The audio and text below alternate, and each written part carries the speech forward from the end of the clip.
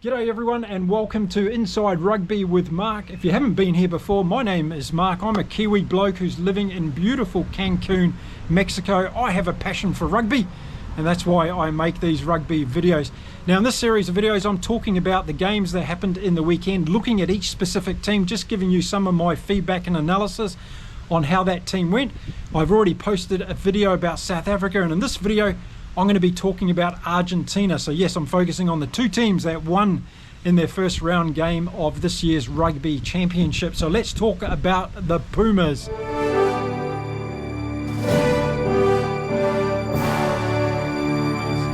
And boy, what a display it was in Wellington in New Zealand. And for this video's sake, I want to focus on the brilliance of Argentina and what they did very, very well. Looking at some of the players that I thought had outstanding games for Argentina and what they need to do to be able to continue this trend and maybe be the first team to beat the All Blacks at Eden Park for many, many years. First of all, once again, I'm going to say I thought it was an outstanding win by Argentina. I've read a lot of your comments in the video I made talking about how you thought the All Blacks were useless and Razor Robertson needs to be fired and all the rest of it. But let's look on the other side of the coin and give Argentina the credit, because no matter what team the All Blacks were playing, if they made mistakes, then the other team had to be able to be good enough to execute and to deliver points on the board, and that's exactly what this Argentina team did. So I'm giving them a lot of credit for that, regardless of how poorly some of you might have thought the All Blacks played in that particular game. Now I think they were led extremely well, Argentina. We saw some fantastic play from Pablo Matera. That guy really stood up and he's a real leader of this team, isn't he? He's absolutely fantastic. In fact, across the two games in the weekend, I think Pablo Matera was one of my top three players across both games. I thought he had an outstanding game for the Argentinian team. But so did their forwards, and their forwards really hung in there in this game. And looking at the way that they played the All Blacks, particularly around the loose, I thought they did some really, really good jobs. Marco Kremer was obviously instrumental in that, but Martin Gonzalez played a huge game until he came off as well. And I thought they had dominance against the All Blacks in that particular area. So the loosies for Argentina were standouts for me. I thought they did very well. Molina did well in the lineouts as well. And the Argentinians were getting enough ball to do things with, and that was a good thing for them, particularly in the second half. In the first half, I thought the All Blacks dominated a little bit more. There were no scrums in that first half, so Argentina were able to focus on playing that stop-start game that they're very good at, and I think that's another thing I give them top marks for in this game. They stuck to their game plan and they played exactly how they wanted to play against the All Blacks. They didn't get rattled when they lost some points to the All Blacks, and they came back and responded straight away. That is a sign of a really good team who's playing well together and has belief in each other.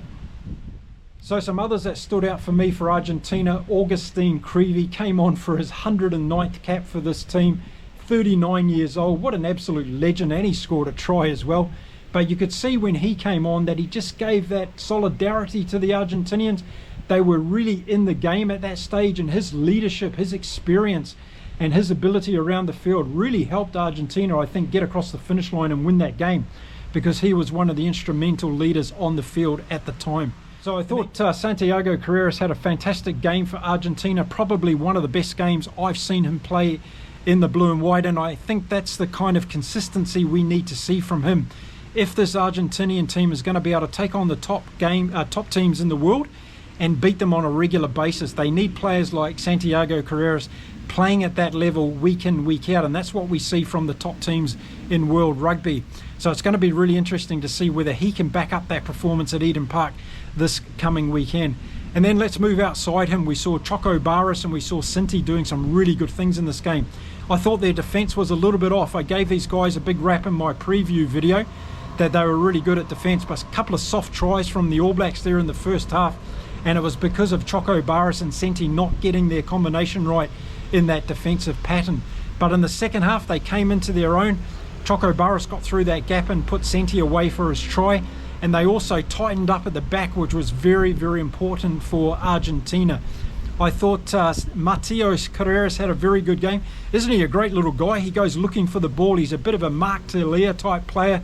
You see him scrounging around at the back of the breakdowns and looking for the ball, and boy, has he got some pace when he gets into some free air, and that's what we saw when he scored that really good try. So I thought he had a very good game, and he's got a bit of angsty about it as well. He was going in there and pushing a couple of the Kiwi forwards around and taking them on, which I had a bit of a laugh at. So yeah, I like Mateo Carreras. I think he's got a lot to offer. And then Malia was good at fullback as well. Didn't see him really too much on the attacking end. I hope to see more of that this weekend. But again, the All Blacks had a lot of ball in the first half, so Argentina weren't really getting into the game as much as they were in the second half. And then it was a different kind of game from Argentina in the second half. They were playing very strategically, getting territory from the All Blacks and then taking their opportunities, whether it be with a penalty through Santiago Carreras or getting a couple of those tries, which really changed the game for them.